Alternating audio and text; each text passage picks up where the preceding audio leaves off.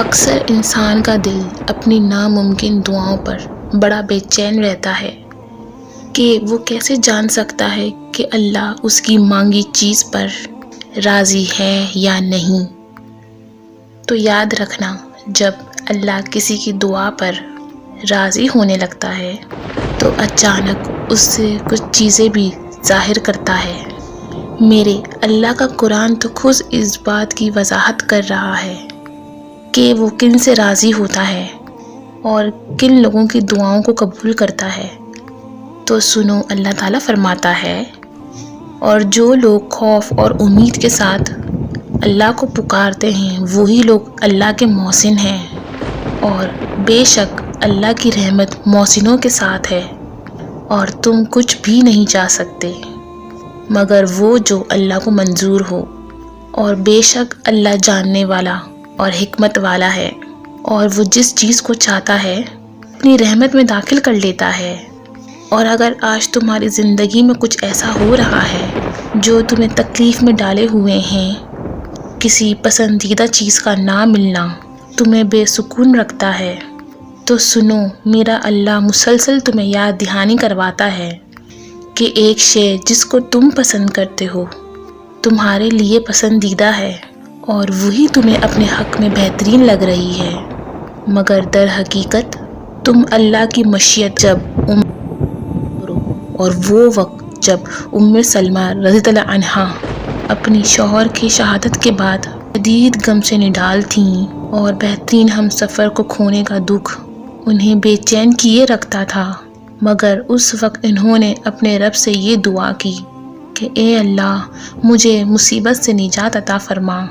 اور میرا جو نقصان ہوا ہے اس کے بدلے بہترین نعم و بدل سے نواز۔ تو جانتے ہو، اللہ تعالیٰ نے انہیں نبی پاک صلی اللہ علیہ وسلم کی صورت میں ایسا بہترین اور عظیم نعم و بدل عطا فرمایا جس کا وہ کبھی تصور بھی نہیں کر سکتی تھیں۔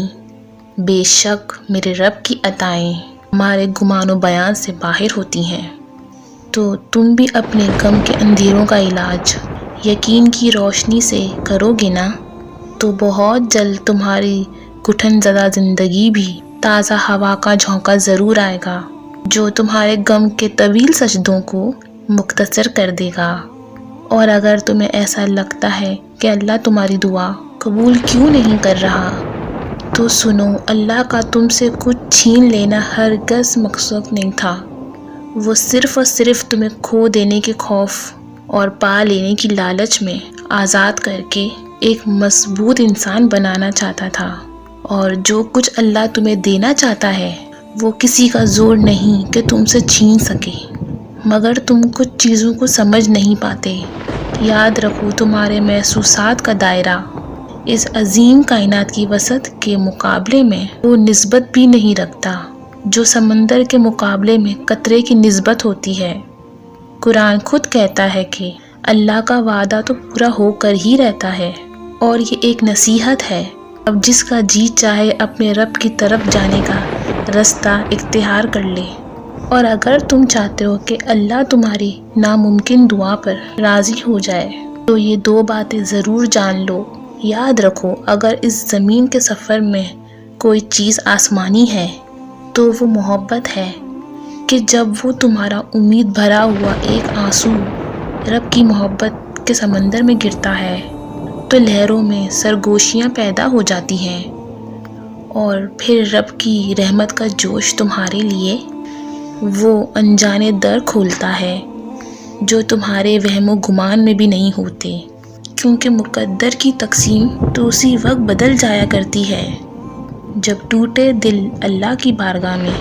آنسوؤں سے سجدہ ریز ہو جاتے ہیں۔ اور جانتے ہو، اللہ کی تمہاری دعاؤں پر راضی ہو جانے کی ایک خاص نشانی یہ بھی ہے کہ جب اچانک تمہیں اپنے کسی عمل کی کوتاہی پر ندامت ہونے لگے اور تم اللہ سے معافی کے طلبگار ہو کر اس سے رجوع کرتے ہو، تو جان رکھو اس کی عطا تمہاری خطا سے بہت زیادہ وسیع ہے، اور کسی نے خواہ کتنی ہی نافرمانیاں کی ہوں، مگر جب وہ لوٹ کر آتا ہے تو اللہ سے بڑا غم ہو یا کوئی تکلیف تمہارے لیے کوئی معنی نہیں رکھتی۔ اور درد میں بھی مسکراہٹ تمہارے لبوں کا حصہ بن کر رب کی شکر گزاری میں بدلنے لگے، تو جان لو یہی وہ وقت ہوتا ہے جب اللہ کی قدرت کے کرشمے تمہاری ناممکن دعاؤں کو ممکن بنا دیتے ہیں۔ قرآن کہتا ہے کہ پھر وہ تمہاری پسندیدہ تمہاری چیز مقرر وقت پر لے آئے گا، اور تم حیران ہو جاؤ گے، مطمئن ہو جاؤ گے جب تمہاری لا حاصل خواہشیں اور ادھورے خواب سب حاصل ہو جائیں گے۔ ان قریب وہ اپنی رحمت سے تمہاری زندگیوں کو معجزوں کی وہ راہ دکھائے گا جو تمہیں خوبصورت منزل تک لے جائے گی، انشاءاللہ۔ میری دعا ہے اللہ تعالی ہم سب کو شاد و آباد رکھے، آمین۔ اگر آپ کو میری